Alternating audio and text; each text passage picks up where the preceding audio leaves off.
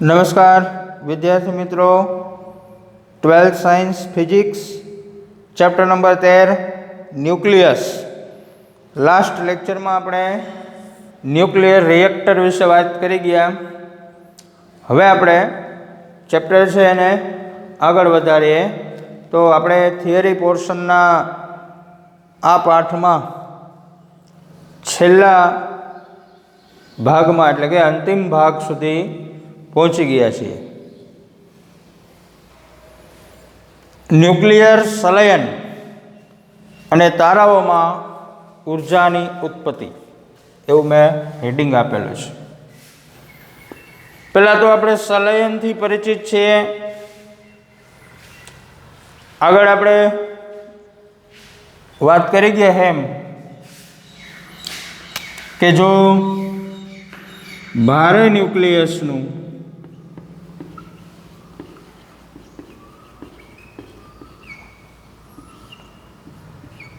માંથી ન્યુક્લિયસ છે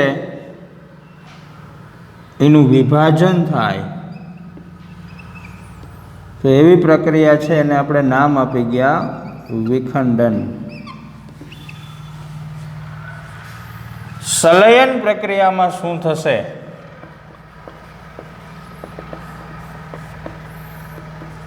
તો કે બે હલકા ન્યુક્લિયસ સંયોજાય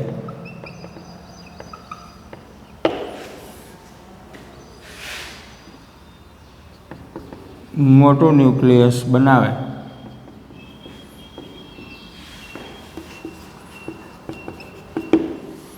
બે હલકા ન્યુક્લિયસો સંયોજાઈને એક મોટું ન્યુક્લિયસ બનાવે તો એવી પ્રક્રિયા છે એને આપણે સંલયન પ્રક્રિયા તરીકે ઓળખીશું.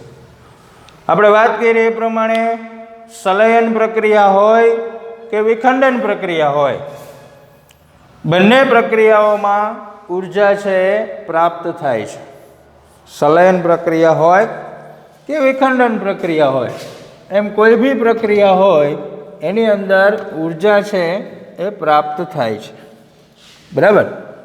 હવે આટલા સમયથી આપણે એવું સાંભળીએ છીએ કે સૂર્ય છે એ ઉર્જાનો અખૂટ સ્ત્રોત છે.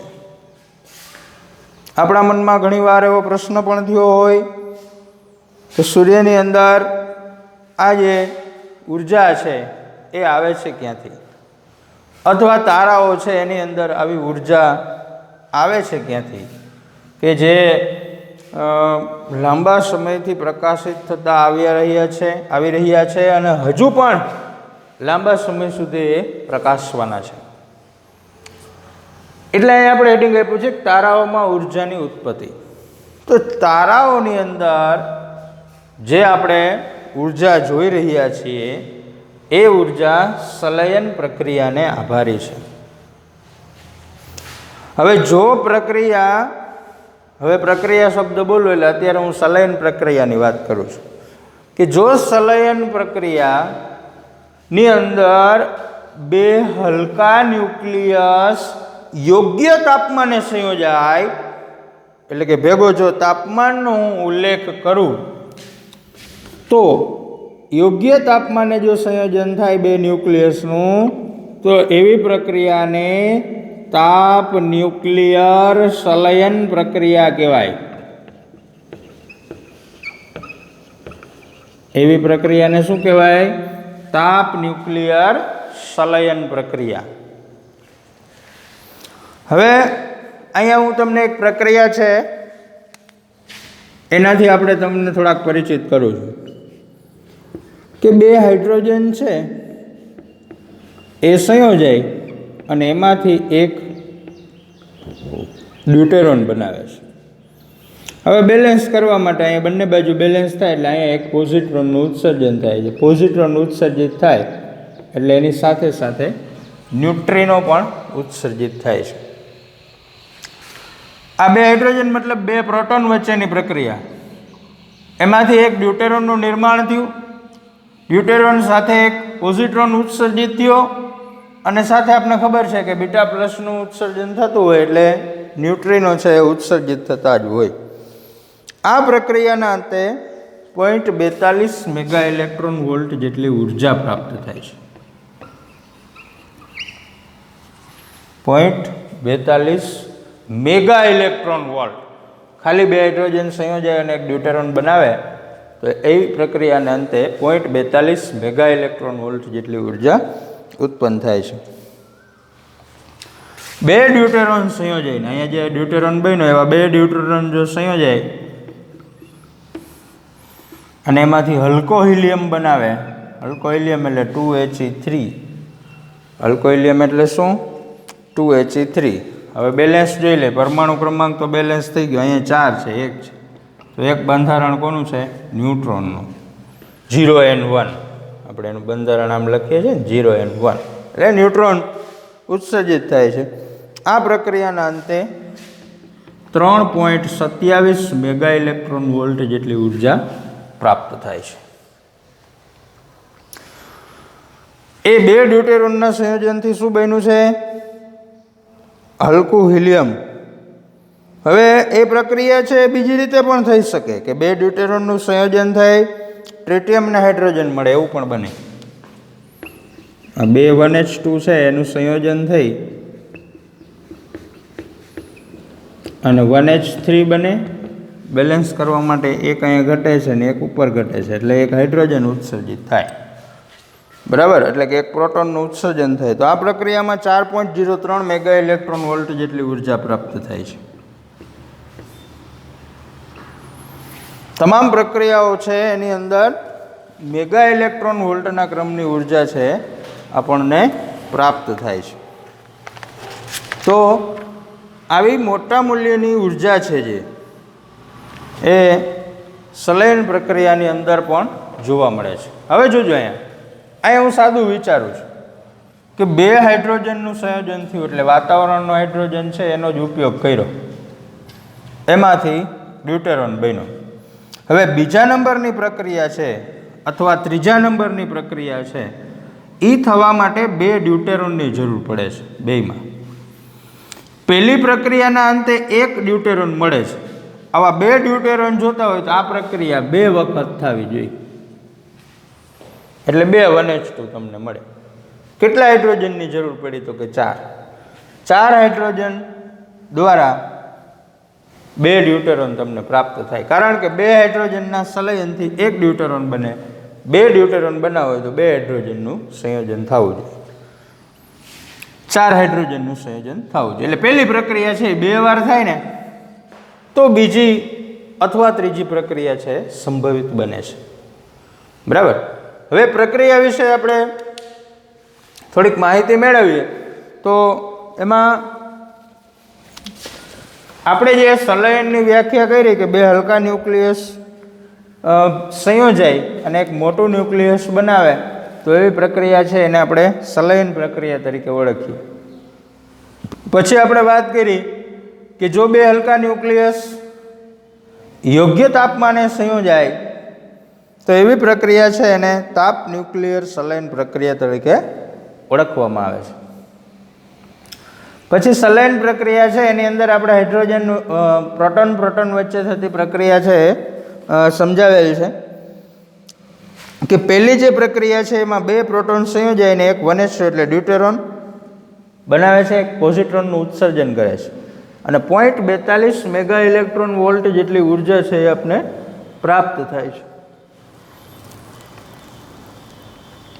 બીજી પ્રક્રિયા જે છે એમાં 2 ડ્યુટેરોન સંયોજાઈને એક હલકો હિલિયમ બને. હલકો હિલિયમ શબ્દ આવે એટલે ત્યાં 2He3 યાદ રાખવાનું. હિલિયમ છે એનું બંધારણ કેવું છે તો કે 2He4, પણ હલકો હિલિયમ બોલે એટલે 2He3 યાદ રાખવાનું. એક ન્યુટ્રોનનું ઉત્સર્જન થાય છે અને 3.27 મેગા ઇલેક્ટ્રોન વોલ્ટ જેટલી પ્રાપ્ત થાય છે ઉર્જા આપણને.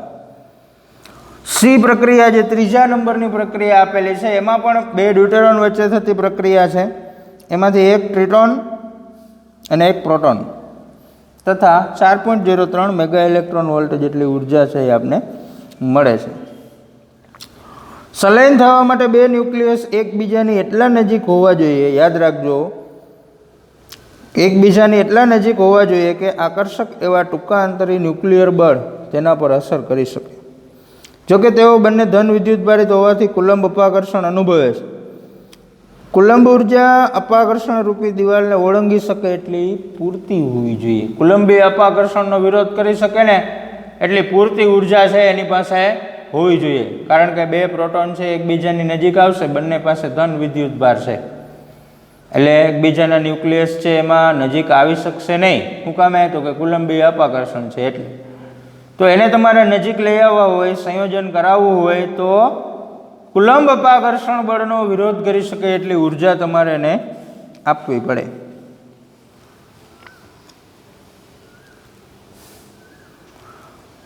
આ દિવાલની ઊંચાઈ બે પ્રોટોન માટે લગભગ 400 કિલો ઇલેક્ટ્રોન વોલ્ટ જેટલી છે. આ બે પ્રોટોન માટે છે એ ઉર્જા કેટલી છે? 400 કિલો ઇલેક્ટ્રોન વોલ્ટ. અપાકર્ષણ છે એનો વિરોધ કરવા માટે આટલી ઉર્જા છે એની જરૂર પડે છે. તાપમાન આધારિત અંદાજ છે એ તમારે લગાવવો હોય તો આપણે વિચારી શકીએ. વાયુઓ માટે આપણે ગતિ ઉર્જાનું સૂત્ર છે શીખી ગયા, F/2 kBT,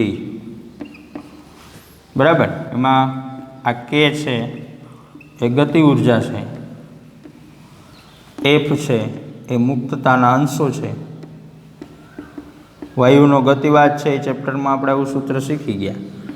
KB છે એ બોલ્ટ્ઝમેન અચળાંક છે,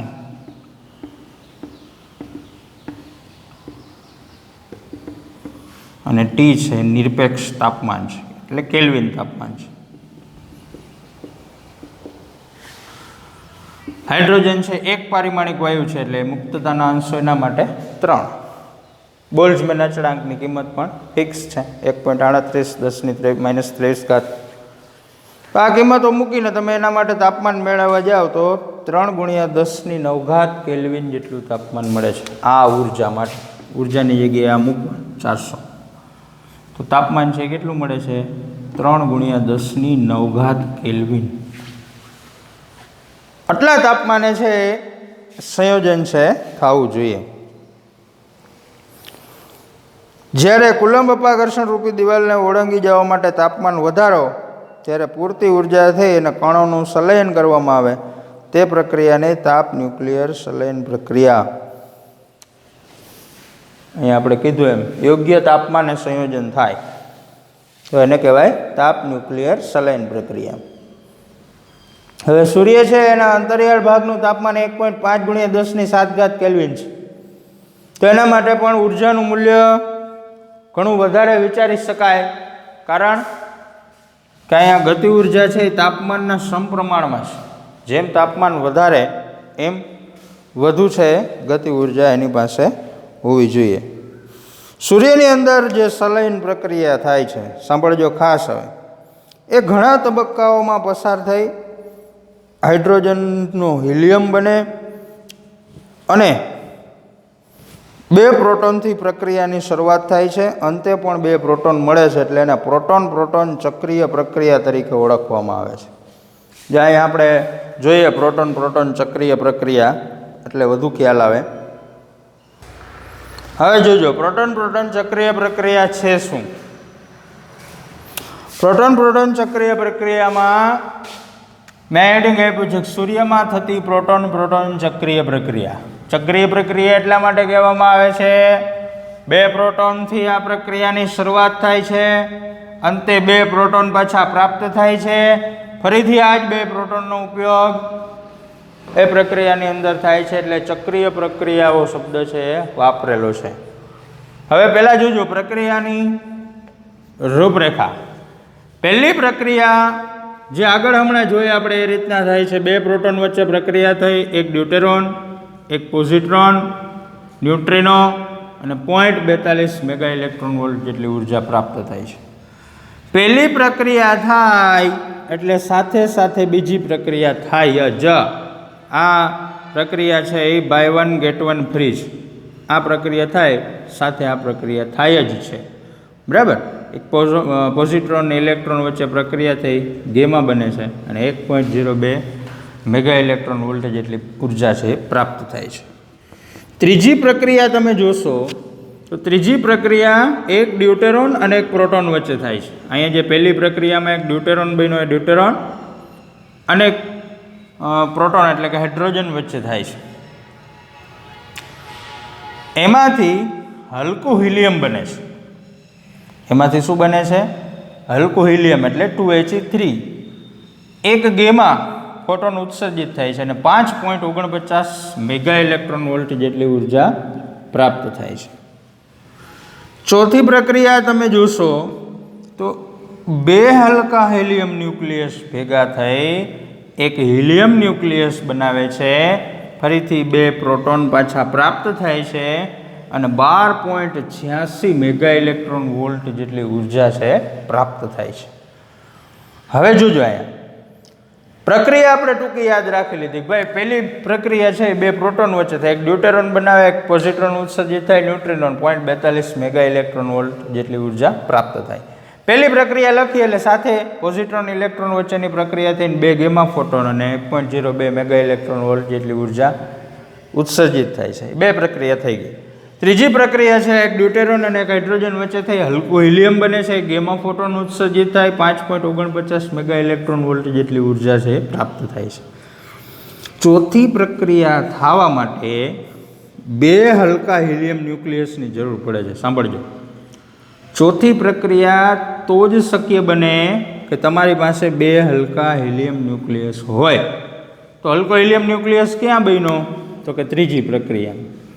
ત્રીજી પ્રક્રિયાના અંતે કેટલા હિલિયમ મળ્યા તમને હલકા હિલિયમ ન્યુક્લિયસ? તો કે એક. બે જોતા હોય તો આ પ્રક્રિયા બે વાર થવી જોઈએ